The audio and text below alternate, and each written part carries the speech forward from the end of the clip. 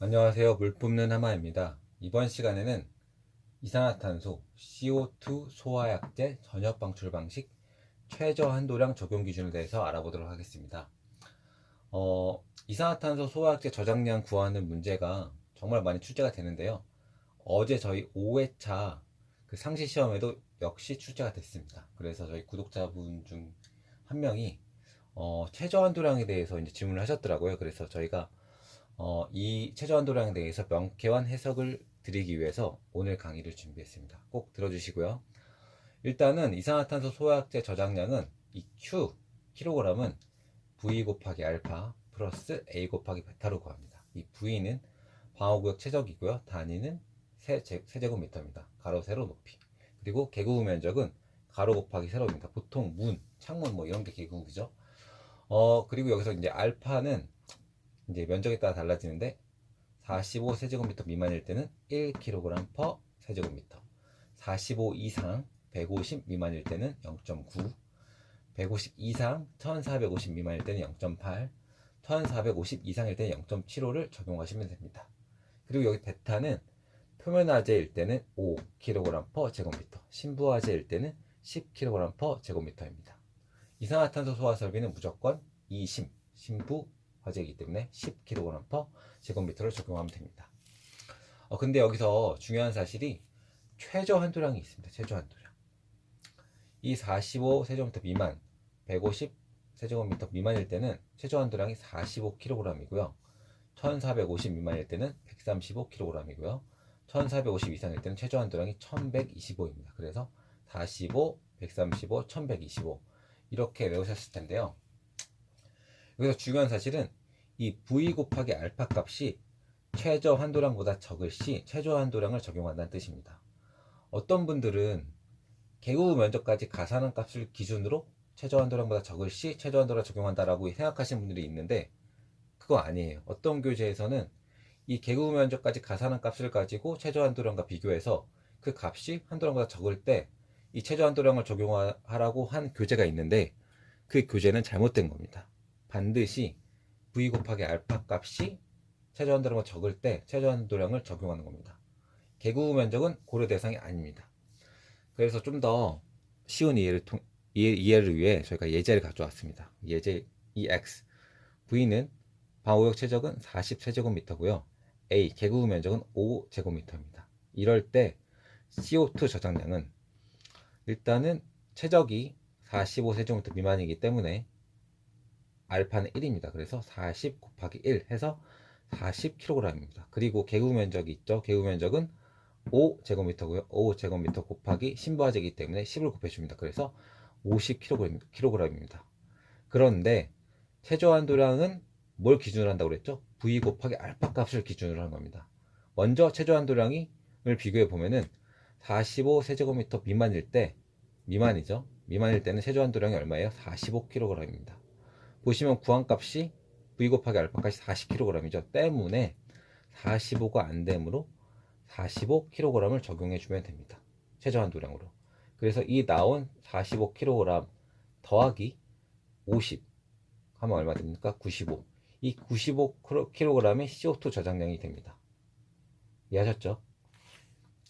이거 40, 50 더해서 90이 되기 때문에 이 90은 이 최저 한도량보다 크다 해서 90을 적으시면 안 돼요. 이 V 곱하기 알파 값이 40이기 때문에 이 V 곱하기 알파 값만 최저 한도량과 비교를 해야 되기 때문에 이 값이 45가 안 되므로 최저 한도량 45를 먼저 적용하시고요. 그 다음에 개구 부가산량인 50을 더해서 95kg이 되는 겁니다. 이해하셨죠?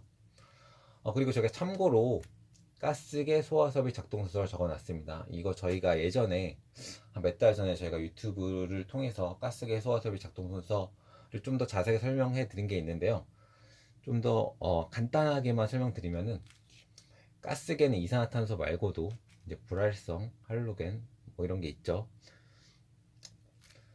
그래서 먼저 가스계 소화섭이 작동 순서는 일단 이 A구역에 화재가 발생했을 때 어떻게 소화설비가 작동하는지 이제 보여드릴게요. 일단 A구역이 있고요. 그 다음에 기동용기가 있습니다. 일단 저장용기가 있고요. 다 똑같습니다. 뭐 다 똑같아요. 이산화탄소, 뭐 불활성인 할로겐, 할론 다 똑같습니다.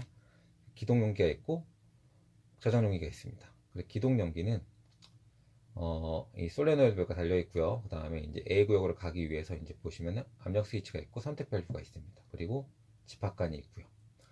일단 화재가 발생한다. 이 A 구역에 화재가 발생하면은 감지기 AB, 감지기 A 구역에 감지기가 있겠죠. 그래서 감지기 AB가 화재를 감지하거나 또는 수동으로 화재 발생 사실을 알립니다.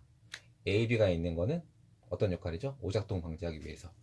그리고 지원장치가 작동하게 됩니다. 지원장치가 작동을 하는 이유는 가스계 소화 설비는 질식 소화 설비이기 때문에 그 A 구역에 있는 사람들이 만약에 그 가스계 소화약제가 방출이 되면은 질식을 할 위험이 있습니다. 때문에 이 A 구역에 제시되어 있는 사람들이 대피할 수 있는 시간을 줘야 됩니다. 그래서 지원장치가 작동을 하게 돼서 A 구역에 있는 제실자들이 충분하게 대피할 수 있는 시간을 줘야 됩니다. 그리고 나서 사람들이 다 대피하고 나면은 이제 솔레노이드 밸브가 작동하게 됩니다. 그래서 이 솔레노이드 밸브가 작동을 하게 되는데 이 솔레노이드 밸브는 두 가지 역할을 합니다. 첫 번째, 이 기동 용기를 개방시킵니다.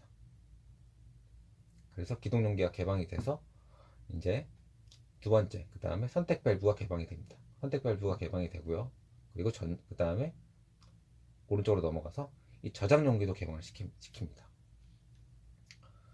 그래서 이 솔레노이드 밸브에 의해서 선택 밸브가 열리고요. 그 다음에 오른쪽으로 가서 이 저장 용기의 밸브가 열리게 돼서 소화약제, 저장 용기에 저장되어 있는 소화약제가 집합관으로 이동하게 됩니다. 그래서 저장 용기의 소화약제가 이산화탄소라면 이산화탄소 소화약제가 집합관으로 이동해서 모여서 이렇게 이동해서 선택 밸브가 열려 있죠. 그래서 압력 스위치를 거쳐 A 구역으로 소화약제가 이동을 하게 돼서 화재를 진압하게 됩니다.